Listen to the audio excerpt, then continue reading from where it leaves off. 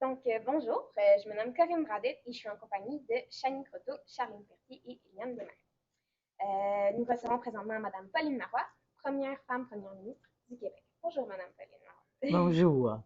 C'est quand que vous avez eu cette idée de métier et pourquoi?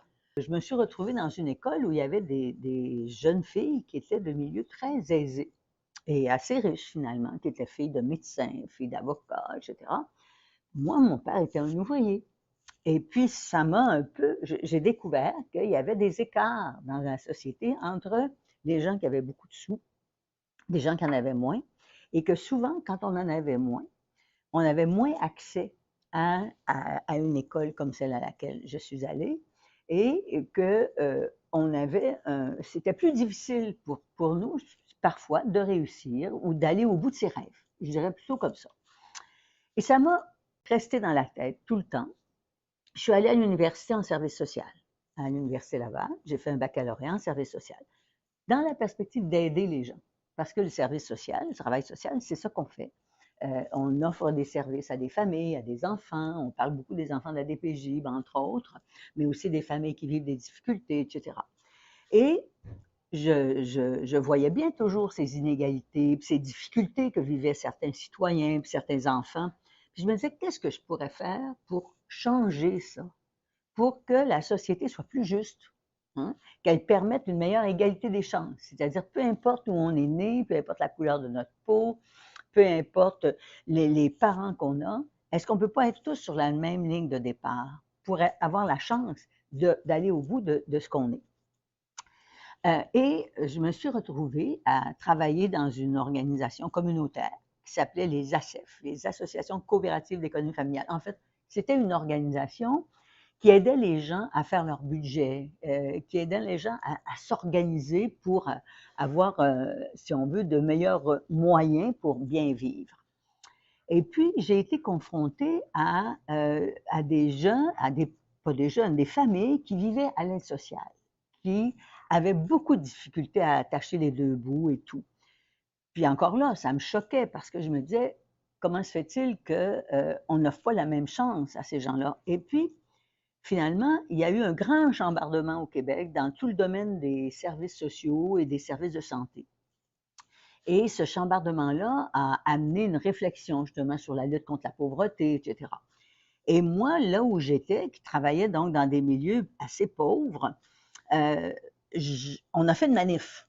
On a fait une manifestation avec des pancartes contre un ministre qui est venu dans la région. On a contesté le ministre en disant, vous n'allez pas assez loin, vous ne faites pas assez de choses. Puis moi, j'avais 21 ans. Et je regardais ça, puis je me disais, peut-être qu'un jour, dans le fond, si je veux vraiment changer les choses, je devrais faire de la politique. Je devrais aller là où se prennent les décisions. Puis ça a été le premier, honnêtement, là, ça a été le premier déclencheur de mon engagement politique par la suite. Bon, il a coulé de l'eau sous les ponts. Je venais d'une famille où on ne connaissait pas ça, la politique. Je n'avais jamais vu un député de ma vie, ni un ministre, encore moins. Bien là, c'est la première fois que j'en voyais un, cette fois-là. Et c'était difficile de m'imaginer qu'un jour, je pourrais faire ça. Mais j'étais convaincue qu'il y avait des endroits où on pouvait faire évoluer une société, la changer. Et c'est comme ça que ça a mijoté dans ma tête. Et moi, j'ai toujours cru qu'on pouvait être un jour indépendant et autonome, que le Québec pouvait être un État, pouvait être un vrai pays. Et entre autres, là où j'ai vécu pendant que j'ai rencontré ce ministre, puis que j'ai fait ce travail, j'étais en Outaouais, à Hull, à la frontière de l'Ontario et du Québec. Et à ce moment-là, il n'y avait pas de loi de protection de la langue française. Et puis, il y avait beaucoup de francophones qui s'assimilaient à la communauté anglophone, qui perdaient leur culture, qui perdaient leur langue. Et ça a été un autre élément pour me motiver à m'engager au plan politique. Je suis devenue membre du Parti québécois et progressivement, j'ai travaillé comme militante, bénévole, hein, à faire toutes sortes d'affaires au parti pour faire avancer les idées du parti. Et puis, je me suis rapprochée de gens qui allaient devenir des élus, des députés du parti. Et puis, c'est comme ça que je me suis retrouvée dans les cabinets de ministres, donc de deux ministres très importants au gouvernement du Parti québécois, vous entendez souvent parler de M. René Lévesque, peut-être de ce temps-ci, vous savez qu'il a été un premier ministre important. Et il avait dans son cabinet plusieurs ministres importants et j'ai travaillé pour deux de ceux-là. Un qui s'appelait Jacques Parizeau, qui était ministre des Finances, puis une qui s'appelait Lise Payette et qui était ministre d'État à la Condition féminine. Et c'est comme ça que j'ai vu de très près comment ça se passait la politique. Puis là, j'ai décidé de ne plus en faire jamais. Parce que je trouvais ça trop dur. En même temps, je me disais, je crois que c'est quand même le meilleur lieu si je veux faire avancer. De quoi êtes-vous la plus fière dans toute votre carrière? Oh là là, il y a plusieurs choses dont je suis très fière, mais honnêtement, la plus importante pour moi, c'est la politique familiale. Alors donc, il y a déjà un bon moment de ça, en 1997, le premier ministre du Québec, qui s'appelait M. Lucien Bouchard, a proposé qu'on aide mieux les familles québécoises. Et la façon de les aider mieux, c'était de leur offrir des services de garde, donc des garderies de qualité, à un prix accessible, abordable. Puis, aussi un congé parental, ça je vais vous l'expliquer un peu plus, et un certain nombre d'autres éléments qui concernaient la politique familiale. Bon, là je reprends ça. Moi, j'ai toujours été convaincue. J'ai été ministre à la Condition féminine aussi, hein, dans le gouvernement de M. Lévesque. J'ai toujours été convaincue que l'égalité, parce que je suis une féministe, hein, l'égalité entre les hommes et les femmes, ça passait par le fait qu'on devait avoir des politiques pour soutenir les familles avec des enfants. Parce que souvent, les enfants étaient sous la responsabilité des femmes seulement. Alors que quand on fait des enfants, c'est aussi la responsabilité de nos conjoints. Hein? Bon. Et je me suis dit, si on veut atteindre l'égalité des chances, si on veut atteindre l'égalité entre les hommes et les femmes, il faudrait qu'il y ait des services offerts aux enfants et pour concilier la famille et le travail, ou les études et la famille. Alors, il y avait les services de garde. Ça, pour moi, j'étais certaine que c'était une façon d'arriver là. Mais l'autre, c'était qu'il y ait des congés maternité, ou ce qu'on a appelé des congés parentaux, c'est-à-dire que lorsqu'on devient enceinte, qu'on puisse avoir que son salaire puisse être remplacé, puis qu'on puisse ensuite retrouver son emploi quand on a eu son enfant et qu'on a pris du temps pour en prendre soin quand il était petit, etc. Puis je voulais que les hommes aussi aient un congé pour prendre soin de leur bébé, parce qu'à ce moment-là, ça amène les gens à plus d'égalité devant les enfants. Alors donc, la politique familiale, elle permet ça. Il y a plusieurs choses dedans, mais les deux principales mesures, c'est d'offrir des services de garde de qualité, donc des garderies, qu'on a appelées des centres de la petite enfance. Vous entendez souvent ça, des CPE, on veut une place en CPE, qui allaient être dirigées par les parents. Vous vous occupez de votre organisation. Ben moi, je voulais que les centres de la petite enfance soient dirigés par les parents, qui allaient embaucher du personnel, bien sûr, et on allait donner de l'argent, subventionner donc ces centres, pour que les parents paient un tout petit montant par jour. Au début, on payait 5 $ par jour. Bon, ça a monté à une dizaine de dollars, je pense que c'est autour de 10 ou 11 $ maintenant. Mais avant qu'on fasse cette politique, les places coûtaient 20 et 25 $. Ça, moi, je suis certaine que dans la vie des Québécois et des Québécoises, ça a changé la situation. D'abord, il y avait beaucoup de femmes monoparentales, hein, femmes, 5 $, ça a amené beaucoup de femmes à sortir de la pauvreté. Puis des familles aussi, puis des enfants aussi. Et maintenant, quand on compare la participation des femmes au marché du travail au Québec avec ce qui se passe dans d'autres pays, les femmes québécoises entre 25 et 50 et 45 ans ont les plus hauts taux de participation, c'est-à-dire on est les plus nombreuses à être sur le marché du travail. Et les écarts de pauvreté sont de beaucoup réduits à cause de ces politiques-là. Donc, la politique dont je suis le plus fière, c'est celle-là. Puis, d'avoir été première ministre, quand même, c'était pas rien non plus, hein? Même si ça n'a pas été très long. Voilà. Quel était votre rêve à réaliser pour le Québec lorsque vous avez été élu? Ben, c'était de faire l'indépendance, de faire en sorte que le Québec puisse prendre ses propres décisions, qu'il n'y ait pas deux gouvernements pour diriger, hein, et qu'il y a un seul gouvernement responsable à Québec, avec aussi des ententes avec le reste du Canada, avec les États-Unis, avec tous les autres pays du monde, finalement. C'est mon plus grand rêve, ça continue de l'être. Et l'autre, que j'ai pas complètement réalisé, évidemment, mais que j'ai fait avancer, c'était l'égalité des chances. C'était vraiment réduire les écarts entre les gens qui avaient plus de moyens, les gens qui en avaient moins. Êtes-vous satisfaite des 2 années de votre mandat ou vous auriez préféré plus ou moins longtemps? J'aurais préféré beaucoup plus longtemps.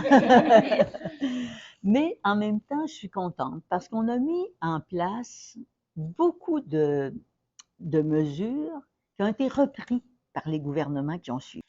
On avait déposé un projet de loi sur la langue française pour faire en sorte qu'elle soit mieux protégée, qu'elle soit mieux soutenue.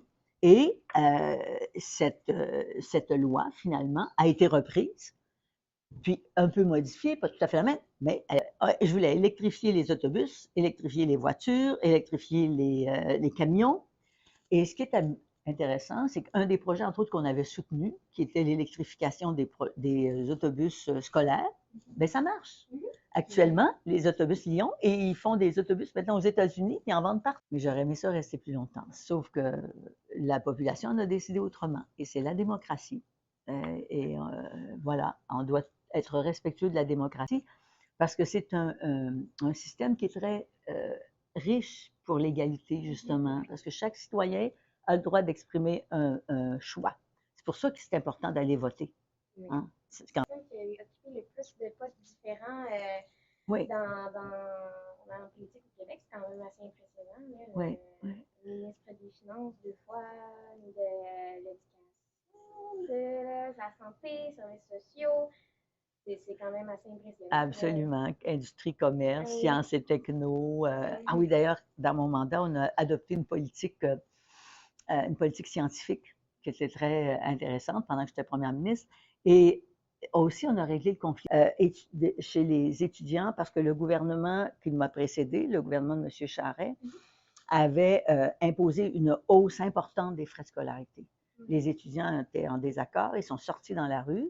Ça s'est appelé le printemps érable. En fait, tout le monde avait le petit carré rouge pour dire on est contre ce que fait le gouvernement. On est arrivé au gouvernement, j'ai fait un sommet avec les étudiants, avec les profs, avec les directions d'école, d'université, etc. Et on a ramené les frais à un niveau comparable à ce qui était avant, avec une règle pour les faire augmenter, mais seulement au niveau de l'inflation pour les années qui allaient suivre. Voilà. Alors, mais oui, j'ai fait beaucoup de ministères. La santé, l'éducation, la famille, conditions féminines, finances, trésor, fonction publique aussi. Parce que c'est dans le Conseil du Trésor. La fonction publique, c'est le ou la ministre responsable de toutes les conditions de travail du personnel qui travaille au gouvernement. Qui vous a le plus supporté durant votre campagne? Oh là là! Qui m'a le plus supporté durant la campagne? Je pense qu'il y a eu beaucoup de femmes qui m'ont appuyée, comme à ma campagne à la dernière campagne électorale.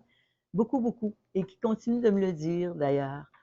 Il y a eu aussi des hommes qui m'ont appuyée, mais je crois qu'il y avait beaucoup de femmes. J'avais une formidable équipe de candidats et de candidates pour l'élection de 2014. Entre autres, j'avais les leaders étudiants des Carrés Rouges. Ils étaient des candidats chez moi. Avec le Parti québécois, on avait des gens qui venaient du domaine des soins infirmiers. J'avais l'ex-présidente de l'Ordre des infirmières. Ça vous dit peut-être rien, mais c'est les ordres professionnels, c'est très important au Québec. Et celle-là était une femme très solide et très forte. Et elle a été candidate avec nous. Alors, quelle qualité vous a le plus aidé à devenir première ministre du Québec? Je pense que c'est le respect et l'amour des gens. Je pense que pour faire de la politique, il faut aimer les gens avec qui on travaille, les gens qu'on sert. Parce que, dans le fond, faire de la politique, c'est servir les citoyens et les citoyennes. Hein? C'est le plus grand service qu'on peut rendre à une population que de les représenter, puis d'essayer d'écouter leur point de vue, puis de transformer ça, ou d'écouter leurs besoins, de comprendre les problèmes qu'ils vivent, puis de transformer ça en grande politique, en programme, en mesures budgétaires, etc. Mais pour ça, il faut aimer les gens et les respecter. Oui. Et moi, ça a été toujours très, très présent chez moi. Jamais mentir aux gens. Des fois, on ne peut pas tout dire en politique, pour toutes sortes de raisons. Ce n'est pas parce qu'on veut cacher les choses, mais des fois, on ne peut pas. Ouais. Mais jamais mentir. Et ça fait partie du respect. Et puis, évidemment, d'avoir quelques idées. C'est ce que je voulais qu'on fasse. Comment on se sent quand on est élu la première femme première ministre du Québec? Ben, d'avoir un grand, grand sentiment de fierté, un grand sentiment de responsabilité.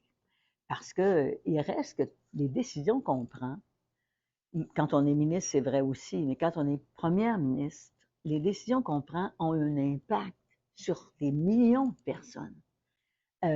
Et donc, une fierté d'avoir eu l'appui et d'avoir eu la confiance de la population. Puis je pense que pour faire ça, on parlait des qualités, ça prend aussi un peu d'humilité. C'est accepter qu'on ne sait pas tout, qu'on n'est pas parfait, qu'on a des gens qui vont nous accompagner, nous aider. Et donc, le grand avantage que j'avais, cependant, c'est pour ça que je trouve ça d'autant plus triste de ne pas être resté plus longtemps, le grand avantage que j'avais sur beaucoup d'autres personnes qui se présentaient ou qui auraient pu se présenter, c'est que j'ai été longtemps dans un gouvernement, dans l'opposition, et je connaissais en profondeur beaucoup de mécanismes de prise de décision, beaucoup de sujets qu'on traitait en santé, en éducation. Malgré tout, on ne m'a pas choisi. Alors, j'ai accepté et assumé ça, même si ça m'a beaucoup blessée, ça m'a fait énormément mal. Mais comme je ne suis pas une femme qui vit dans le passé, je me suis dit, mieux vous regarder en avant. D'accord. D'où vient la passion pour la politique? Ben, un petit peu comme j'ai raconté au début de mon histoire. En fait, c'est en me rendant compte que c'était un endroit où on pouvait avoir un impact important sur la vie des gens pour l'améliorer. En éducation, on a aussi fait des grands changements. Les écoles, autrefois, étaient soit catholiques ou protestantes. Et on a décidé de faire en sorte que dans les écoles, peu importe la religion que tu pratiquais, peu importe la foi que tu avais, tu étais accepté dans ton école. Et puis, on a transformé progressivement les cours, des cours entre autres de religion, pour en faire des cours, des cours sur éthique et culture religieuse, c'est ça. Était-ce votre rêve d'enfance? Non. Mon rêve d'enfance, c'était vraiment en fait, mon rêve d'enfance, j'aurais aimé ça aller travailler à l'étranger. Ça allait dire, ça ressemble un peu à la politique parce que j'aurais voulu être missionnaire dans les États pauvres du monde. Mais je ne voulais pas être religieuse, fait que là, c'était un peu compliqué. Mais dans ma tête d'enfant, c'était pour aider les gens mal pris. Et dans le fond, quand j'ai fait de la politique, puis quand je me suis engagée en politique, c'était pour aider les gens. Fait que ça rejoint mon rêve d'enfant. Avez-vous trouvé difficile de faire votre place en tant que femme dans un domaine majoritairement composé d'hommes? Oui, ça n'a pas toujours été facile. Ça n'a pas toujours été facile parce que souvent, on a un regard sur nous qui est lié beaucoup à l'image qu'on se fait des hommes et des femmes. Une femme, c'est fragile. Une femme, c'est trop émotif.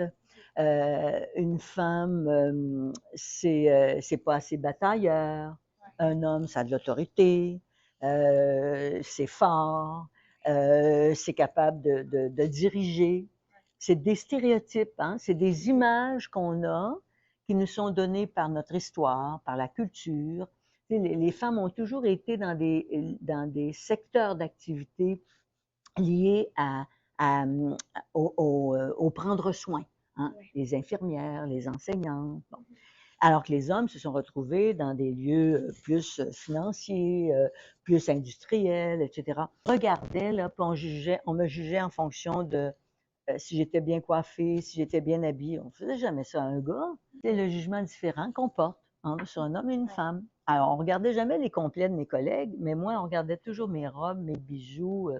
De sorte que moi, je suis une femme un peu excentrique dans ma vie privée. Et j'aime ça, les costumes colorés, tout ça, les souliers de couleur, etc. Mais et on me critiquait tellement, on faisait tellement de remarques sur ça, que j'ai changé mon comportement. Pas dans ma vie privée, mais dans ma vie publique. Alors, des tailleurs plus foncés, des petits bijoux, toujours la même coiffure pour comme ça, il ne pouvait pas faire de commentaires. Une fois qu'il l'avait fait, c'était fini, il n'y avait plus besoin d'en parler. Alors, mais tu sais, alors, c'est des exemples qui ont l'air mineurs, mais qui sont très importants. Après avoir vécu à travers un attentat, quelle est votre perception de l'événement? C'est quoi le souvenir le plus marquant de cet événement? C'est le fait qu'il y a eu mort d'homme. Ce qui m'a, en fait, je me suis découverte, mais j'ai un très grand sang-froid dans la vie et j'ai rarement peur. J'ai peur pour les autres, des fois, j'avais peur pour mes enfants, j'ai peur pour mes petits-enfants, je veux pas qu'ils se blessent, etc. Mais j'ai jamais peur pour moi. Et quand c'est arrivé, je pense que j'ai eu les bons réflexes d'essayer de protéger les gens qui étaient là, parce que c'était un attentat, d'abord, qui aurait pu être un véritable carnage, parce que j'ai voulu protéger les gens. Quand j'ai vu, je ne savais pas, moi, qu'il y avait quelqu'un qui était mort, puis je ne savais pas qu'il y avait eu un tireur, mais j'ai vu de la fumée dans les coulisses, où j'étais sur la scène, hein, parce que j'étais en train de faire mon discours d'acceptation, finalement, de réjouissance. Alors, j'ai vu la fumée, puis j'avais des gardes du corps tout autour de moi qui me disaient, il faut que vous sortiez. Hein. Bon, ils m'ont sorti de la scène. Et quand je suis revenue, en fait, quand j'ai vu la fumée, parce qu'il y avait beaucoup de monde dans cette salle-là, il y avait trop de monde pour le nombre de places disponibles. Là. Bon, tout le monde était debout. Je me disais, s'il faut qu'ils sortent, ça, c'est des réflexes que tu as dans les secondes qui viennent, hein, parce que tu n'as pas le temps de penser. Là. Alors, je me suis dit, s'il faut que les gens voient la fumée et paniquent, on va avoir des morts, c'est sûr. Ouais. Alors là, mon attitude, ça a été sortez lentement, prenez le temps qu'il faut, etc. Puis là, quand mes gardes du corps m'ont dit, bon, la bâtisse est sécurisée, là, j'ai dit, vous pouvez tranquillement rester, je vais finir mon intervention. J'ai essayé d'être très présente pour calmer le jeu. J'ai jamais eu peur. J'ai jamais eu peur après non plus. Et ça, il y a beaucoup de gens qui me posent la question. Mais je me suis dit, si j'ai peur qu'il y ait un autre attentat, je vais me priver d'aller à la rencontre des gens. Ouais. Oui, ça fait un petit moment. Puis je me rappelle d'avoir vu ça à la télévision. Oui. Ça m'avait marqué. J'avais trouvé ça très extrême. Oui, c'est ça. Et le juge qui a jugé la cause de cet homme-là a dit que c'était vraiment un attentat politique, c'est-à-dire un geste politique contre la démocratie, justement, parce qu'on voulait me tuer parce que j'étais souverainiste. Oui. Quelles sont les principales mesures que vous avez réussi à mettre en place durant votre mandat? Bon, comme je disais, j'en ai fait plusieurs. Si je remonte, là, mettons, quand j'ai été élue en 81 la première fois, j'étais 30 ans en politique. On a entre autres introduit à l'école l'éducation à la sexualité. Puis, il y a eu beaucoup d'opposition parce que, il y avait des gens qui s'opposaient à l'avortement. Vous entendez beaucoup parler de l'avortement. Et puis, entre autres, beaucoup de groupes religieux. Mais, puis, ils s'opposaient aussi aux cours qu'on voulait donner. Alors, moi, je les avais rencontrés. Puis, je leur avais dit, écoutez, vous ne pouvez pas être contre l'avortement, puis contre la contraception, puis en même temps être contre un cours où on va informer, on va donner des outils aux jeunes pour prendre leurs décisions. Alors là, qui a eu un impact considérable. Les jeunes qui étaient à l'aide sociale, entre 18 et 30 ans, avaient une prestation beaucoup plus basse que les gens qui étaient en couple ou qui avaient des enfants, ou les gens de plus de 30 ans. C'était pas assez pour vivre convenablement. Puis souvent, ces jeunes-là n'avaient pas fini un secondaire. Fait que je me disais, tu sais, dans la vie, si tu n'as pas fini un secondaire, là, c'est pas mal difficile de trouver un job. Tu peux, mais c'est pas mal compliqué. Puis dans ce temps-là, c'était pas aussi élaboré au niveau de la formation professionnelle. Bon. Alors, on a offert à ces jeunes de retourner à l'école, d'aller faire un stage dans une entreprise ou d'aller travailler dans des organismes communautaires. Ça permet au moins à des jeunes d'avoir une meilleure formation, d'avoir de l'expérience, puis d'être mieux équipés pour se trouver un emploi éventuellement, puis sortir de l'aide sociale. Ça, c'est une mesure dont je suis encore très fière. Puis elle a continué ensuite sous différentes formes, bien sûr. Ça, c'est une chose que j'ai fait. J'ai aussi travaillé beaucoup avec les femmes chefs de famille monoparentales qui étaient à l'aide sociale pour leur donner accès à des régimes de prêts et bourses, d'aide financière aux études, de telle sorte qu'ils aient un meilleur revenu pour être capables, hein, j'ai de la suite dans les idées parce que je vais le faire plus tard, être capable de faire garder leurs enfants, puis de retourner à l'école. Ça, c'est une mesure que j'ai fait lorsque j'étais aussi à main-d'œuvre sécurité du revenu. Ce qu'on appelle des super infirmières au Québec, c'est-à-dire des infirmières cliniciennes, des infirmières qui ont une formation un petit peu plus longue qu'une infirmière régulière pour être capable de soigner des malades, un peu comme un médecin le fait, en allant un petit peu moins loin, mais en étant capable de beaucoup aider puis apporter des soins parce qu'ils étaient spécialisés. Et c'est moi qui l'ai implanté, ça, au Québec. J'avais un médecin conseiller des finances, j'ai fait reconnaître les chantiers d'économie sociale. Alors, l'économie sociale, c'est un peu ce que vous faites ici, là. Les gens qui sont vos intervenants, c'est-à-dire, ce sont des groupes communautaires, souvent, qui organisent des petites entreprises qui, parfois, peuvent faire de l'argent réellement, mais réinvestissent tout ça dans l'organisation pour qu'elle aille mieux, etc. Alors, moi, j'ai fait adopter, quand j'étais première ministre, une loi reconnaissant l'économie sociale. Et quand j'étais ministre des Finances, j'ai permis qu'ils aient accès à de l'argent à un taux réduit en termes d'intérêt et qu'ils puissent avoir des prêts sur un très long terme, de telle sorte que ça puisse les aider à mieux implanter leur organisation. Là, je vais arrêter parce que j'en ai fait beaucoup d'autres. Avez-vous siégé sur d'autres comités durant votre enfance et ou adolescence?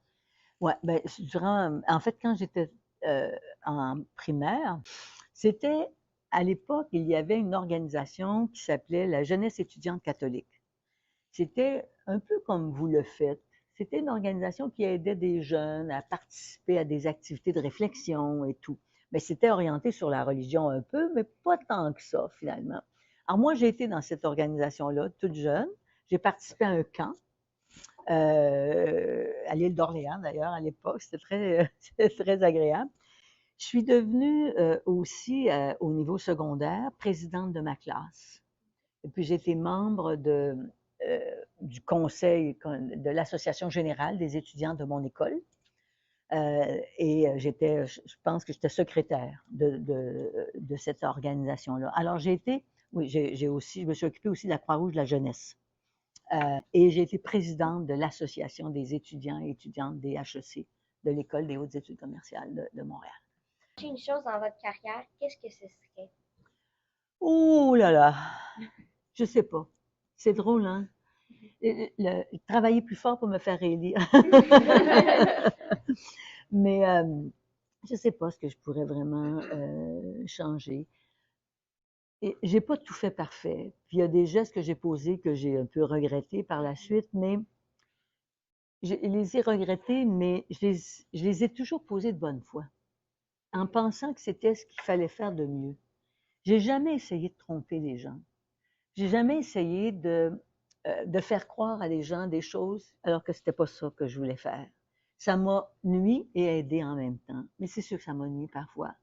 De dire, ministre qui te nomme hein, comme ministre, j'aurais peut-être dû dire non. Certains de mes premiers ministres leur dire non, je veux pas que tu m'enlèves de l'éducation. Puis je veux rester là. Parce que j'avais une belle réforme qui était engagée, puis après ça a été un petit peu plus difficile pendant un temps. J'adorais le ministère de l'Éducation. C'est le ministère que j'ai le plus aimé, soit dit en passant, à la tête duquel je me suis sentie le mieux. Mais j'ai accepté pour servir. Quand le premier ministre nous demande ça, ça fait partie un peu des règles du jeu, où on accepte, où on s'en va, où on... Quel rôle vous avez remarqué avoir eu sur la cause féminine? Je crois que j'ai changé pas mal de choses, ouais. Ben, avec les politiques familiales, entre autres, de faire que les femmes soient plus autonomes financièrement. Elles aient la possibilité de faire des choix dans leur vie. Le modèle aussi que j'ai pu représenter aux yeux de certaines femmes, de penser que c'était possible, par exemple, d'avoir des enfants en même temps qu'on était au travail, qu'on était ministre. Moi, j'ai eu 4 enfants et j'en ai eu 3 lorsque j'étais ministre. Alors, envoyer comme message aux femmes que oui, c'est possible et que rien n'est impossible si on veut pouvoir rêver, ça ne veut pas dire que ça va être facile. Ça ne veut pas dire qu'il n'y aura pas d'embûches. Puis l'autre chose, je pense, Moi, j'ai lu un petit peu à votre sujet et je me demandais pourquoi qualifiez-vous les centres de la petite enfance que vous avez créés comme rêve inachevé? ah, c'est bien. Oui, je vais te dire pourquoi. Très simple. Là, il y a évidemment les gouvernements qui ont suivi le nôtre ont changé un peu tout ça, puis on fait apparaître des garderies privées à but lucratif. Je ne dis pas que c'est mauvais, mais les centres de la petite enfance ont toute une autre philosophie. Mon rêve inachevé, c'est le suivant. J'aurais souhaité, comme il y a des écoles primaires dans tout le Québec, j'aurais souhaité qu'il y ait des CPE sur tout le Québec, partout, qu'on n'ait que des CPE. Et dans les centres de la petite enfance, non seulement on allait offrir des services de garde de qualité, des services de garde éducatifs, mais on allait offrir aux parents des services. Par exemple, l'infirmière du CLSC viendrait faire les injections pour les enfants entre 0 et 6 ans. Je ne sais pas combien d'injections on a besoin à 0 et 5 ans. Un médecin, un optométriste qui viendrait, un ophtalmo qui viendrait une fois par mois faire des examens s'il y a lieu. Des gens qui répondraient aux inquiétudes des parents sur le comportement de leurs enfants, un psychologue qui vient, qui rencontre les parents. Que le centre de la petite enfance devienne vraiment un centre multiservice. Il n'est jamais trop tard pour bien faire. Peut-être que quelqu'un arrivera et le fera. Si vous aviez un message à dire à toutes les jeunes femmes qui veulent se lancer en politique, qu'est-ce que vous leur direz? Je leur dirais, c'est formidable, vous allez avoir du plaisir, c'est passionnant, puis vous allez pouvoir influencer la vie de vos concitoyens pour la rendre meilleure. Puis pensez, vos concitoyens, là, ça peut être votre grand-mère ou votre grand-père qui a des problèmes de santé, puis parce que vous aurez été en politique, vous aurez décidé d'un projet qui va les aider. Alors, Pour vous, la persévérance scolaire, c'est... ben, regarde, moi, je suis plus que convaincue de ça. Parce que la persévérance scolaire, ça veut dire aller chercher ce qu'il faut pour bien vivre, pour mieux vivre dans la vie, pour faire des choix. Moi, j'ai beaucoup, personnellement, là, mes 4 enfants n'ont jamais décroché. On les a beaucoup accompagnés, beaucoup aidés, puis on a aidé de leurs amis aussi. Ça, c'est dans ma vie personnelle. Mais au plan de l'éducation, il est prouvé que si on intervient tôt dans la vie d'un enfant qui risque d'avoir des problèmes et qu'on peut détecter ce risque-là, on a des chances de l'influencer de telle sorte qu'on évite qu'il décroche en secondaire 2, secondaire 3. C'est en intervenant très, très tôt, et tous les psychologues vont vous le dire, les enfants n'apprennent pas de la même façon. Hein? Vous savez, souvent, il y a une différence entre les gars et les filles. Elle n'est pas juste culturelle, elle est aussi dans les faits innés, tu sais. Bon, souvent, on est plus physique, puis on est plus... Alors, il faudrait qu'il y ait des modules de formation qui permettent à chacun d'exprimer ses talents, puis de le faire à sa façon. Je pense que c'est mieux que c'était à l'école. Il y a des voies qui sont offertes, puis il y a aussi des façons d'apprendre, et puis de motiver, et puis de mobiliser. Mais moi, je pense que pour contrer le décrochage scolaire, il y a beaucoup de ça. Puis l'autre, c'est de lutter contre la pauvreté.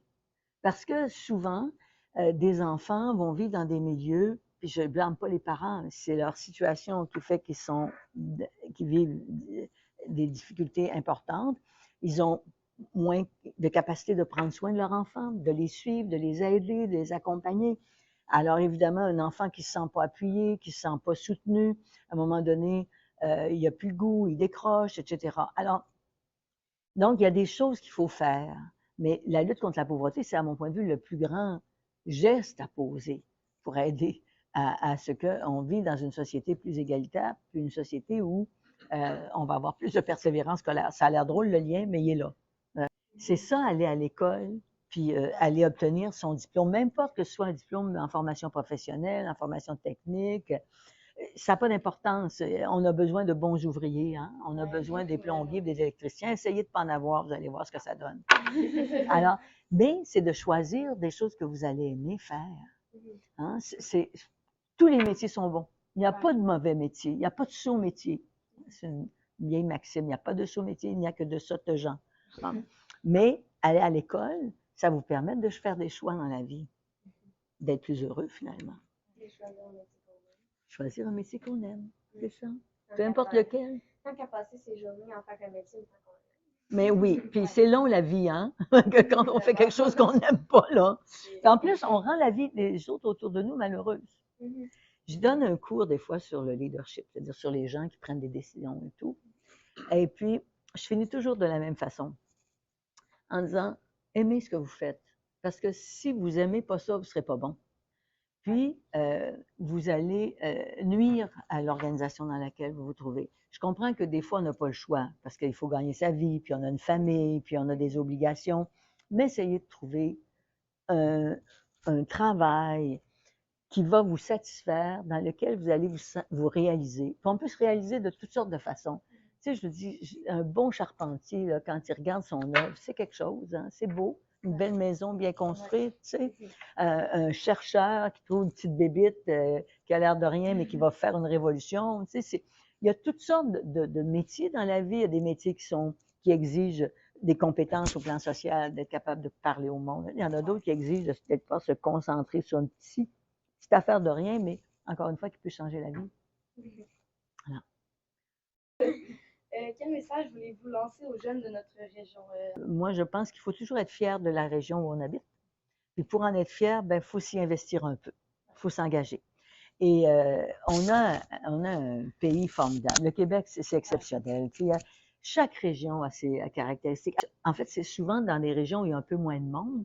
C'est plus facile d'organiser des activités. Peut-être qu'il y a moins de monde, mais c'est plus facile à organiser, puis des fois à suivre, puis les gens ont des contacts et tout ça.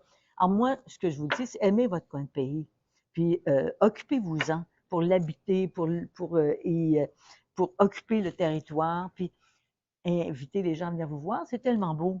Hein? C'est vrai, c'est vrai. Amener tous les jeunes, les nouveaux arrivants au Québec qui s'installent à Montréal, si on peut les amener vivre ou voir toutes les régions du Québec, il me semble que ça changerait un peu leur goût de s'intégrer, tu sais, pour peut-être venir s'intégrer ailleurs qu'à Montréal. Alors, que pensez-vous des jeunes qui s'impliquent bénévolement dans leur municipalité? Ben moi, je dis bravo, bravo, bravo. Je dis, c'est formidable. Vous êtes des citoyens de demain. Hein? Vous êtes déjà des citoyens. C'est très important. Puis plus on comprend les mécanismes de prise de décision, les choix qui se font, les projets qui se développent, bien plus on devient habile et plus on a le goût d'en faire davantage. Et puis peut-être qu'un jour, vous serez élu à la mairie comme mairesse ou comme conseillère, puis éventuellement, pourquoi pas, comme députée, ou que vous occupiez une fonction dans d'autres institutions. Hein? Et en vivant des expériences comme celle-là, c'est sûr que ça vous forme, ça vous construit. Ça vous rend des meilleures citoyennes. Que pensez-vous de la relation entre les jeunes et la cigarette, la vapoteuse? Oh là, moi, c'est mes enfants qui m'ont arrêté de fumer. Alors, j'ai fumé longtemps, je ne fume plus depuis très, très longtemps maintenant. Je trouve ça un peu dommage, mais je pense qu'il y a les campagnes de sensibilisation, d'information et tout, c'est ça. C'est souvent les camarades qui sont les mieux placés pour faire ça. Il y a plus d'influence, dans le fond, sur ses amis, hein, qui a fait adopter les premières politiques concernant le bannissement de la publicité, par exemple, sur la cigarette.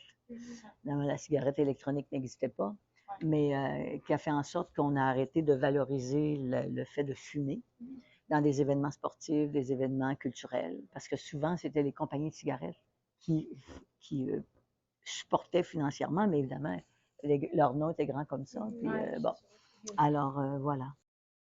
Quelle importance doit-on accorder à l'activité physique? Ah, ben pour moi, c'est très important parce que ça permet d'avoir une meilleure qualité de vie. Hein? On se tient plus en forme et puis notre corps vit mieux. On peut mieux profiter de la vie, faire des activités de plein air, etc. Pas m'arrêter. Mais j'ai repris de l'exercice physique. Je fais tous les jours de l'exercice physique depuis, on dit 25 au moins, 25 ans et peut-être plus. C'est une discipline que je me suis donnée, 15 minutes d'exercice physique, puis au moins 30 minutes de marche. Pour le reste, voilà. Quand j'ai la chance, je vais marcher plus longtemps, bon, et tout. Mais pour moi, c'est très important parce que ça nous dynamise et puis on est en meilleure santé souvent Et être en meilleure santé, c'est avoir une meilleure qualité de vie aussi. Quels sont les impacts positifs de la légalisation du cannabis et en contrepartie les effets négatifs de la légalisation? Oh là là, c'est un sujet un peu difficile à traiter, mais je vais vous dire. Moi, je pense qu'il valait mieux la légaliser, de telle sorte qu'on pénalise injustement des gens, qu'on criminalise des gens, alors que ça reste une drogue, si elle est bien encadrée, qui peut avoir des effets positifs. On voit là, d'ailleurs au plan de la santé, j'ai écouté encore des émissions cette semaine, évidemment, c'est un cannabis qui est traité d'une façon spéciale, mais qui peut avoir un impact positif sur la santé. D'autre part, évidemment, il reste que la surconsommation de n'importe quoi, même la surconsommation du beurre, c'est mauvais pour la santé. Bon, puis il faut je dirais qu'il y a encore là des campagnes d'information, de formation pour pas que ça devienne une habitude et puis que finalement, ça reste que ça a un impact souvent sur le comportement, ou ça rend plus lasse, ça enlève un peu d'énergie. Dans certains cas, ça peut en donner, dans d'autres, ça peut en enlever. Alors, donc, pour la légalisation, j'étais d'accord. Maintenant, peut-être qu'on devrait resserrer un peu son encadrement. Voilà. Très agréable. Et ça m'a fait plaisir et on a dû le remettre à quelques reprises dans toutes sortes de circonstances hors de mon contrôle. Alors, mais je suis très contente d'avoir fait. Vous avez travaillé fort, les filles. Mais bravo, parce que vos questions étaient très pertinentes et ont permis vraiment de faire le tour quasiment de ma vie. On sait tout maintenant. Oui, quasiment. Là, il me reste mon 30 secondes.